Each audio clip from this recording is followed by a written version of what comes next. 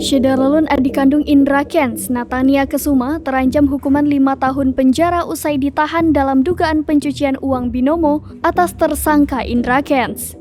Dia kini telah ditahan di rutan Bareskrim Polri, Jakarta Selatan.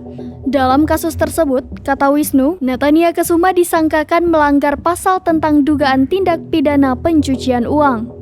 Dia diduga turut menyembunyikan uang hasil kejahatan dari Indra Kents. Wisnu menyatakan Natania Kesuma ditahan selama 20 hari ke depan di rutan Bareskrim Polri, Jakarta Selatan. Penahanan juga telah dilakukan terhitung sejak hari ini. Adapun peran tersangka Natania Kesuma, yakni menerima aliran dana dari tersangka Indra Kesuma sebesar 9 miliar rupiah lebih.